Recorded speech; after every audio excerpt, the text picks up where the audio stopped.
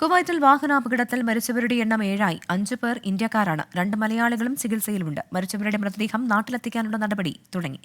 ഗിരീഷ് ഒറ്റപ്പാലം ചേരുന്നുണ്ട് കുവൈറ്റിൽ നിന്ന്. ഗിരീഷ്, സങ്കടകരമായ വാർത്തയാണ്. എപ്പോഴായിരുന്നു ഈ വാഹനാപകടം ഉണ്ടായത്? എങ്ങനെയാണ് അപകടമെന്നാണ് അറിയാൻ കഴിയുന്നത്? പരിക്കേറ്റ മലയാളികളുടെ ആരോഗ്യനില എങ്ങനെ? പ്രവിത, കുവൈറ്റിൽ 7th റിംഗ് റോഡിലാണ് രാജ്യത്ത് നടക്കിയ വാഹനാപകടം ഉണ്ടായത്. അപകടത്തിൽ 7 പേർക്കാണ് ജീവൻ നഷ്ടമായത്. 6 പേർ സംഭവ സ്ഥലത്ത് വെച്ച് തന്നെ മരിച്ചു.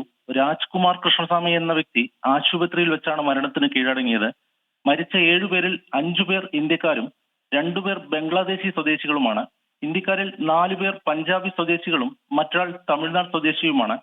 ഗുരുതരമായി പരിക്കേറ്റ മറ്റ് 3 പേരെ അദാൻ ആശുപത്രിയിൽ പ്രവേശിപ്പിച്ചിരിക്കുകയാണ്. ഇവരിൽ ബിനു മനോഹരൻ ആലപ്പുഴ കായംകുളം സ്വദേശിയും സുരേന്ദ്രൻ കണ്ണൂർ സ്വദേശിയുമാണ്. ഗുരുചരൺ സിംഗ് പഞ്ചാബ് സ്വദേശിയുമാണ്. മൂന്നാമത്തെ ആൾ ഗുരുചരൺ സിംഗ് പഞ്ചാബ് സ്വദേശിയുമാണ്. ഇവർ സഞ്ചരിച്ചിരുന്ന വാഹനത്തിലാകെ 10 പേരാണ് ഉണ്ടായിരുന്നത്. എല്ലാവരും ഹെവി ഡ്രൈവർമാരായി 3 സ്റ്റാർ എജിലിറ്റി എന്ന കമ്പനിയിൽ ജോലി ചെയ്തു വരുന്നവരായിരുന്നു. ഇവർ നൈറ്റ് ഷിഫ്റ്റ് കഴിഞ്ഞ് തിരിച്ച് ജോലി കഴിഞ്ഞ് വരുന്ന വഴിയിലാണ് ഈ അപകടം നടന്നത്. വാഹനത്തിന്റെ പുറകെ മറ്റൊരു വാഹനം വന്നിടിച്ചാണ് ഇവരുടെ വാഹനം നിയന്ത്രണം വിട്ട് പാലത്തിന്റെ മതിൽ ശക്തമായി ചെന്നിടിക്കുകയായിരുന്നു. ഇടിയുടെ ആഘാതത്തിൽ ഇവരുടെ വാഹനം പൂർണ്ണമായും തകരുകയാണ് ഉണ്ടായത്.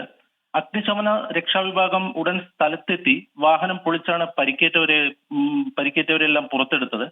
മരിച്ച 7 പേരുടെയും മൃതദേഹം മോർച്ചറിയിലേക്ക് ഇപ്പോൾ മാറ്റിയിട്ടുണ്ട്. തുടർ നടപടികൾക്ക് ശേഷം ഇവരുടെ മൃതദേഹം എത്രയും പെട്ടെന്ന് തന്നെ നാട്ടിലെത്തിക്കുമെന്നാണ് ഇപ്പോൾ ലഭ്യമാവുന്ന വിവരം. പ്രവിത. ശരി, ഗിരീഷ് ഒറ്റപ്പാലമാണ് കുവൈറ്റിൽ നിന്ന് വിവരങ്ങൾ നൽകിയത്.